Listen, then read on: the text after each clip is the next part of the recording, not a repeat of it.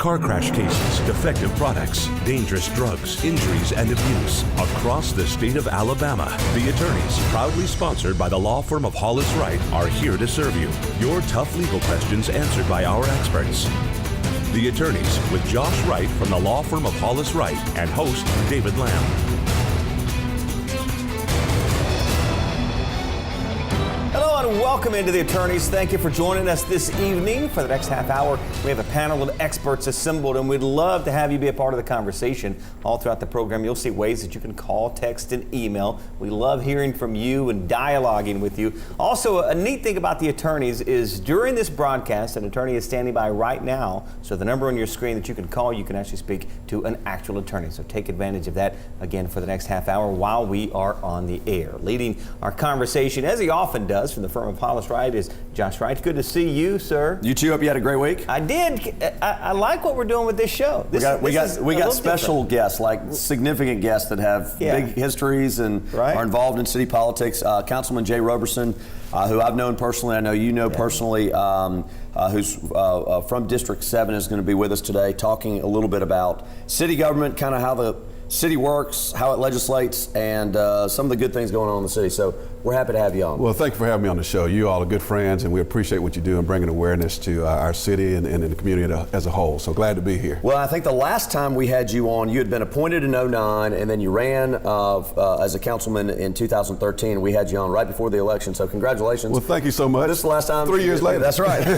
You need to be on more. Yes, I do. You need to be on more. All right, so I thought this would kind of be a cool show because I think there are people that see on the news things going on in the city, and as they drive around town, they see changes and unique things happen in Birmingham, but may not actually get an in-depth look of how the government in the city works, how we legislate from the city level, and how the legislation from the city level translates to the development we see downtown. So I kind of thought it'd be a good show to talk about some of that stuff.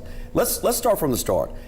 Talk in general, just how does the city government structure itself work? Well, you know, we're a mayor-council government. You have a mayor executive branch of the city, and you have a legislative branch, which is the city council. So you got the democracy of those two branches that have to work together to approve legislation, to approve ordinances or laws for our city. It takes collaboration, it takes working together, but it all comes down to those Tuesdays at City Hall when the mayor presents items on the agenda, resolutions or proclamations or ordinances. And it's the responsibility of the council, all nine council members, to vote. And as you can see, we've got a lot of resurgence, a lot of good things happening in the city of Birmingham right now. Oh, there's no question, and we're going to talk a lot about that. Talk to me just a little bit, like, I know that Nashville's got a totally different structure, for example, and Charlotte is a different structure. This is a mayor-council-based government. How is that different from other communities that we'd see? Well, that's a countywide, city countywide form of government. Actually, Nashville and Charlotte have those forms of government when you have representation at large. Okay. It's unique because it covers a mass of a city, a mass of a region. Really, honestly, in the future, I hope Birmingham can look at that, go in some county citywide government format, because we have over 30 plus municipalities, and you have different municipalities governing in their own manner, their own ways, and sometimes you have to look at how can we make this region cooperative? How can we work together as a region? So that's going to take state legislation to get there. That's going to take some leadership in Montgomery to look at those potential opportunities in the future. But you see Nashville sprawling. You see Charlotte sprawling. You see municipalities have now condensed down to one form of government, and maybe Birmingham will be there one day with Jefferson County. Well, how did you know in 2009, I know you got appointed then and then ran in 2013, how did you know you want to get involved in city government? Because that's not something everybody does in your neighborhood. You know, it's not what you see people to have as their calling, but you've been great at it, and it's just something that's fit for you. Well, thank you for your vote of confidence, Absolutely. First and foremost. But at the end of the day, the business community thought it'd be a good opportunity for me to come out and run for office. I actually sat down, talked with them, talked to the constituency in my area, which is District 7, Southwest Birmingham, to hear out the needs and concerns of the citizens. And when you hear things that are not happening and you want to make a difference for the people, that entices you to want to serve. And so that kicked off in 2009. Actually, I got appointed due to a loss of a former council member who died, Miriam Witherspoon in District 7, and was serving since then. So it's been almost 2 terms. And I've enjoyed every minute of it, and there's a lot of great things happening in District 7 in the city. You're a familiar face. You've been in the public eye. You've done a great deal of TV. So maybe being in the public eye like you are now was not completely foreign to you. But how different has it been? What have been the things that, as you've learned, and now that you're in office and you're kind of a part of the system now? But what is different, and what has surprised you about the way local politics work? Well, being in the public eye has not been an issue for me, as you stated earlier, and I've actually been able to host TV shows just like you guys. So just to be on that side of it has not been bad. But to get into the intergovernmental structure, to see how politics work on a local structure, local level, it takes work. And a lot of people don't realize the responsibilities we have as counselors or representatives. It's not just being in front of a camera talking to the public or the news. You have to get out there in your neighborhoods. You have to go to meetings. You have to hear the concerns. You have to hear the great things that are happening to make things happen in your district. So there's a lot of work that goes on behind the scenes that everyone didn't see out in the public. I just because I asked you, we talk about this a good bit. I asked Josh and many attorneys, the reason you got into law, now that you're doing it, you see the good, the bad, and the ugly, yet you still show up for work. How do you do that? And kind of with local politics sometimes can get kind of rough, right? But I know you're a positive guy, and if you didn't feel like you were making a difference, you wouldn't still be doing it. So for you, like I ask attorneys all the time, what is it that keeps you showing up? I use the old analogy of football. I'm an old quarterback, played in high school, played in college, and politics is the same way. Sometimes you drop back in the pocket, you get knocked down, you get sacked, but you got to get right back up. And it's those times that things get tough in the political arena that you say, hey, I can stand firm, I can stay in the pocket, I can make a difference, I can make a play. And that's the motivation that gets me up every day. It's those constituency, and since we're talking football, that are like fans, that I like to please them, I like to make sure they're cheering, I like to make sure they're seeing great things happen in their communities, their neighborhoods, and in the city of Birmingham. So that motivates me every day to get up and serve the people of the city of Birmingham. All right, so let's say in your district, you've got a business or a group that really wants to make a change in their community in the city of Birmingham, and they come to you and they want this change made. How does a councilman take that back to the council and to the mayor to actually perfect, if you will, legislation to get approved to have something done? Well, there's a process, and that doesn't happen overnight. It takes time, but you really sit down with your constituents. Neighborhood meetings are very important. Town hall meetings are very important. And you get their ideas, you get their vision of how they want to see their community grow. Right now in the city of Birmingham, we have the comprehensive plan. We have framework plans that are actually taking place and meetings that are taking place right now. So you look at that, you hear it, you take it back to the different departments, sit down with them, formulate legislation, formulate ideas that can come together, and then you present it to the mayor. Mayor Bell and I have a great relationship. We sit down, we communicate, we talk, present projects to him, and if it makes sense, he'll say, Jay, I'll find a way to see how I can support you financially from the budget to support those type of projects. And then you have to lobby your colleagues on the council, make sure they're aware of things so we can get things moving forward. And I know we're getting ready to go to break. When we get back, Councilman just talked about kind of the master plan. I want to talk a little bit about that and kind of how that works in relationship to the yearly budgets that are approved by the council and the mayor. We'll kind of work our way through that. Sounds good. We're stepping aside our first break of the evening. As we do so, a reminder of how you can join our conversation. Call, text, email. Again, attorney standing by right now to take your call. So don't miss that opportunity. A free legal advice. Call that number. Stay tuned. More of the attorneys coming right up.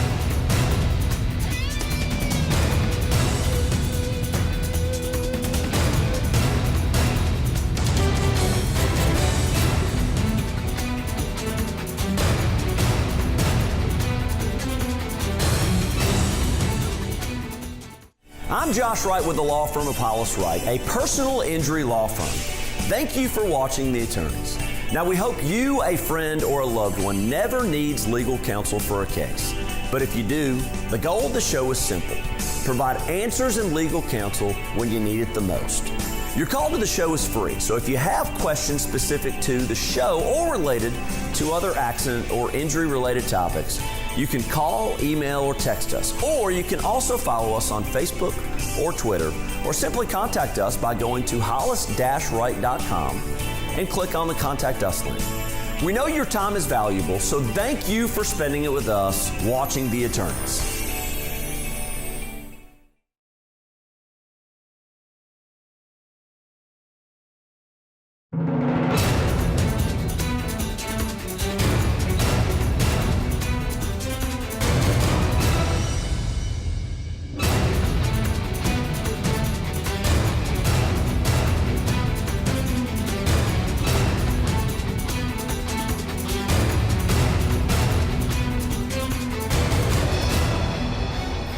Welcome back into The Attorneys. An interesting conversation we're having tonight about the city government and city council, and kind of how it all works here in the city of Birmingham. Would love to have you and hear your feedback on it as well. You can call, text, email to get that information on to us. Josh? All right, so when we went to break, you had kind of talked a little bit about the master plan itself. Let's talk about that and kind of what that is, because I know people hear about that on the news but may not understand what it is. Well, the comprehensive plan is a roadmap to development in your city. We've not had one in over 50 years in the city of Birmingham, so how can you develop your city without a comprehensive plan? Our planning and zoning department, along with PEP, Planning Engineering, have come together working through the mayor's administration to develop a comprehensive plan for our city.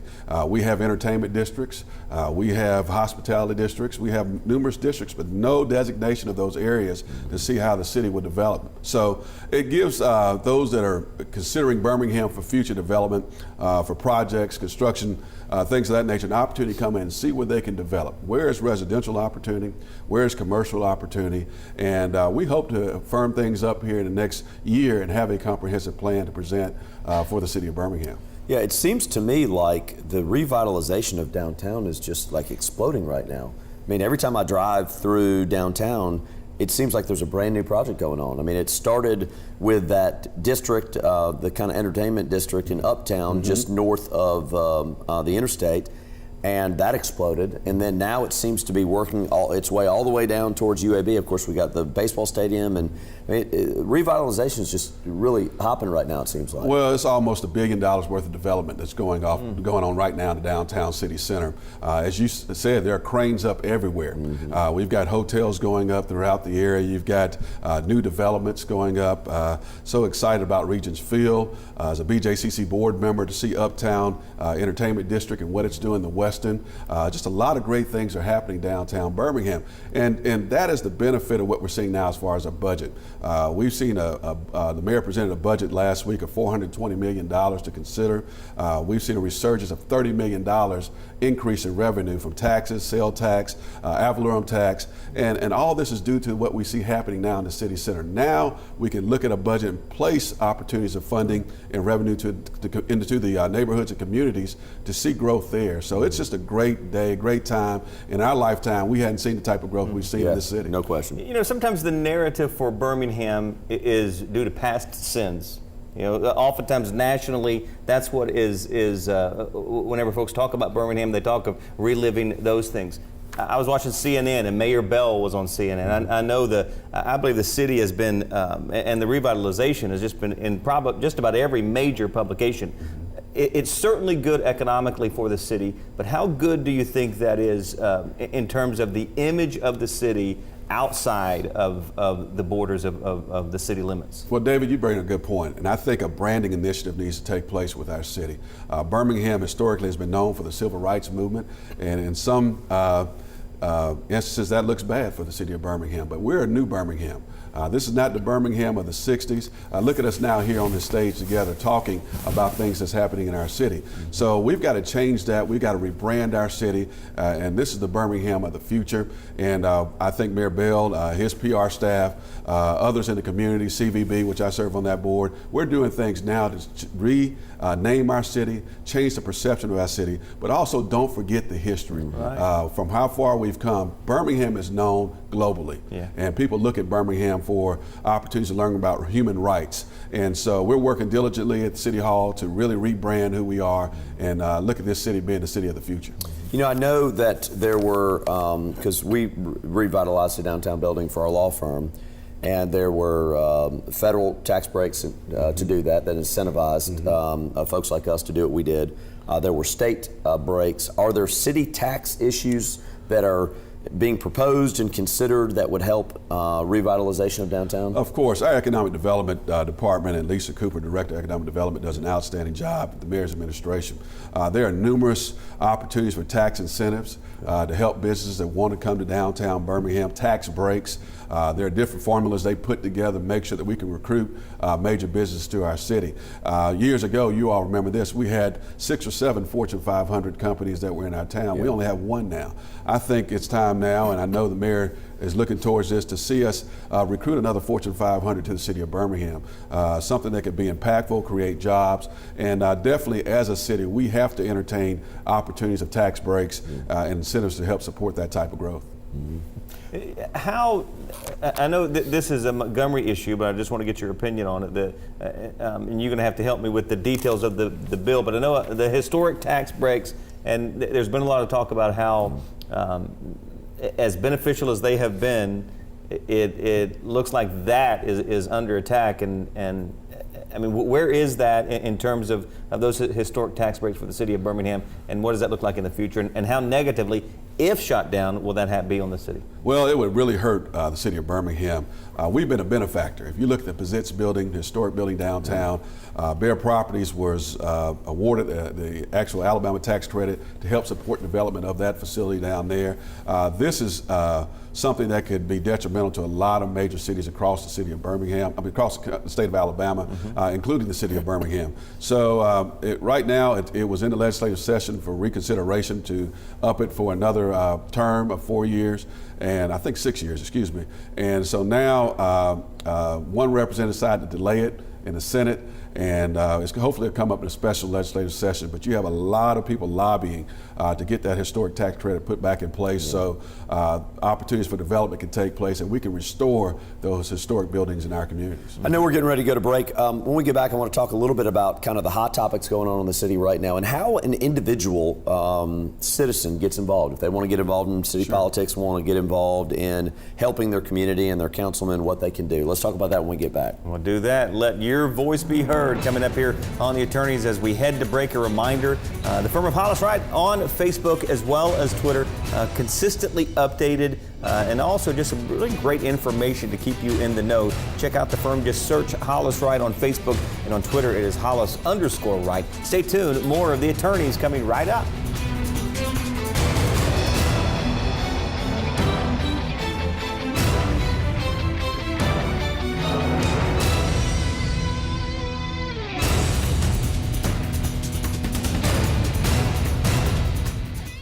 I'm Tyler Vale with the law firm of Hollis Wright. As with any industry, it's important in the legal world to hire an attorney that is knowledgeable and has a track record of success. But with so many attorneys out there and so many different types of cases, how does someone decide the right lawyer to hire?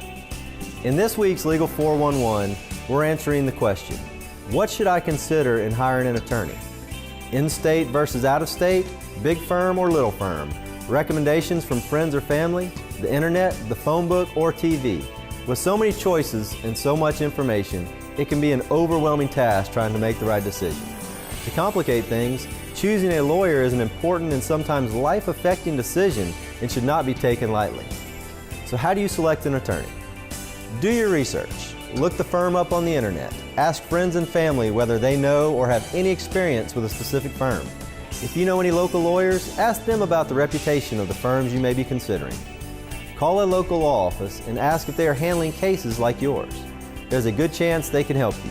But if they can't, they can always refer you to someone they respect who handles your type of case. And remember, ask questions face to face.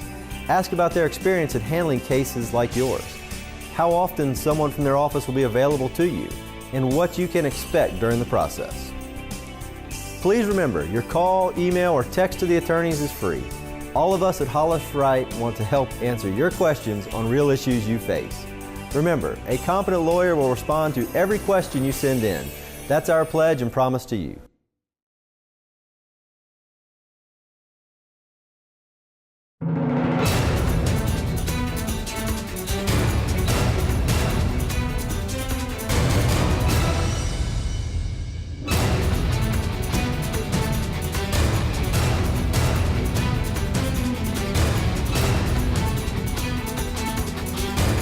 back into the Attorneys, our final segment. Just a few minutes remaining. If you want to take advantage of that opportunity to speak with an attorney live right now, go ahead and pick up the phone and call that number that you see there on the screen. Let's talk. When we went to break, I kind of brought up some of the hot topics that the council's facing right now and the mayor's facing right now. What are kind of the issues that you guys are addressing to try and drive the city forward? Well, really right now it's neighborhoods and communities. We have got to look at our neighborhoods and clean them up. We've got to look at ways to bring in new housing, new development, new opportunities to recruit people to move into the city of Birmingham. The census numbers have been down for years, and we need a resurgence of population and tax base to come into our city. So in this next budget, you'll see the focus of cleaning up neighborhoods, looking at housing opportunities for families to move into our city. And one other thing I think is very important is addressing our school system.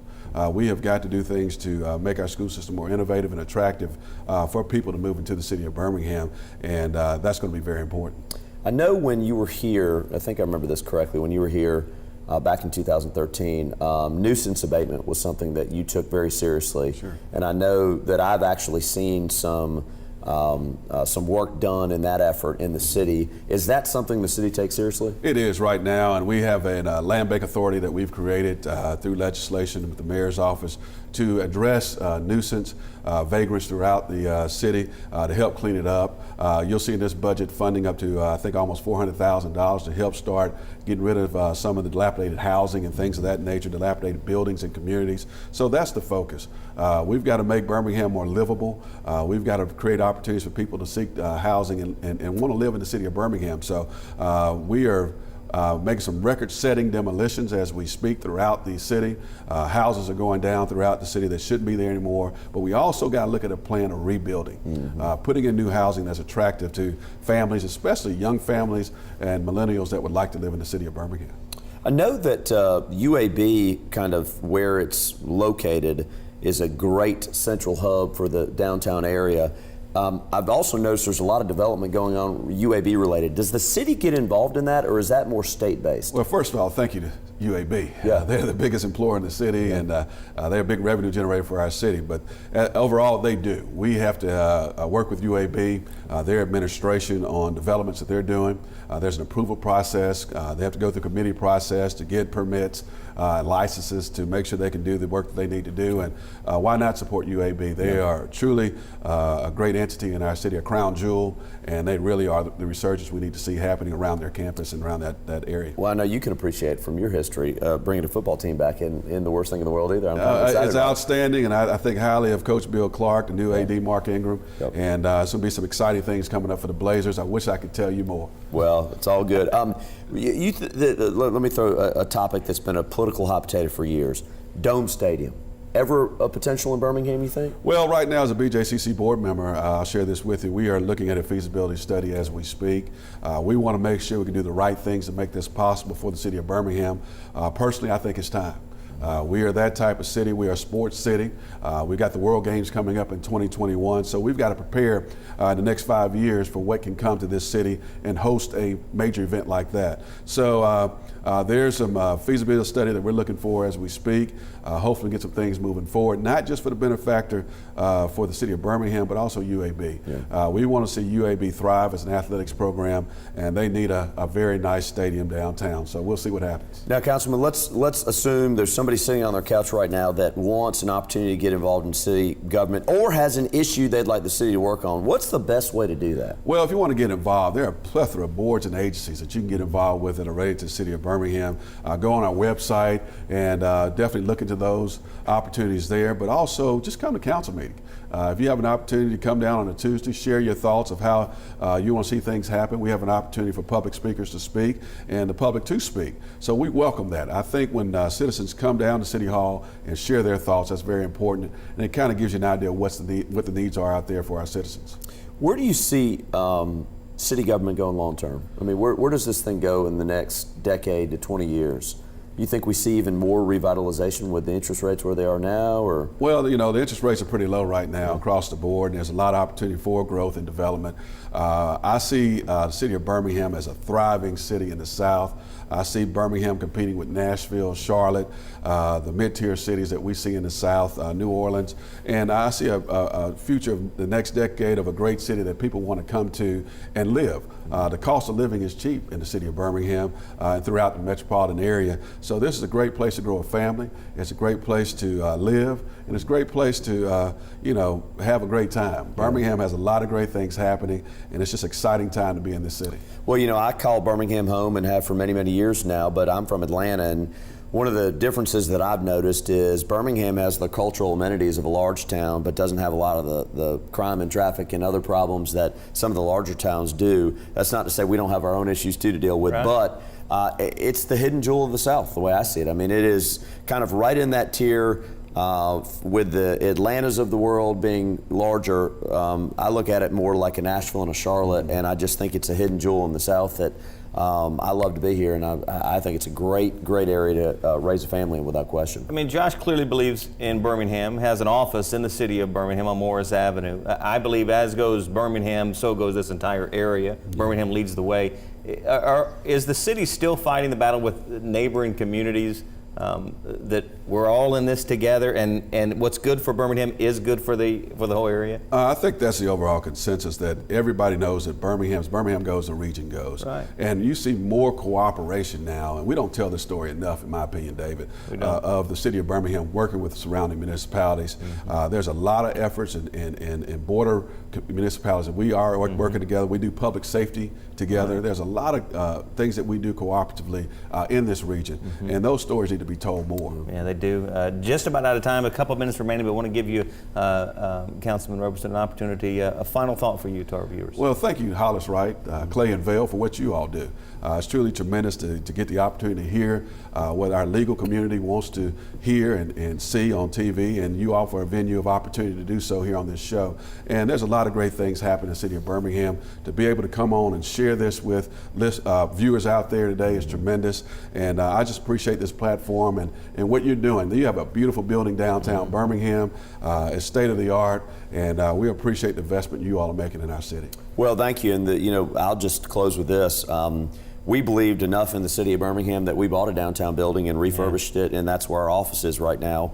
It's been probably the best move that we've ever made, and we've now got roots in the city of Birmingham, and our plan and commitment is to stay in the city of Birmingham for a long time to come. I like the revitalization and the things going on around us, and it's because of guys like Councilman Roberson who are doing it the right way and doing the good fight and fighting the good fight in order to make sure that city government is creating a city that we're all proud of. Yeah. Well, both you guys are putting your money where your mouth is, because you're involved in how the city is run, and you have a business right in the city. So appreciate both of you. Appreciate you being with us, and you as well. Hope this half hour has been beneficial to you. We thank you so much. As we wrap up, here's how you can continue to get in touch with the firm of Hollis Wright. Also find them on Facebook as well as Twitter. Thanks again for joining us, and we'll see you next time right here on The Attorney. Thanks for watching The Attorneys, sponsored by Hollis Wright.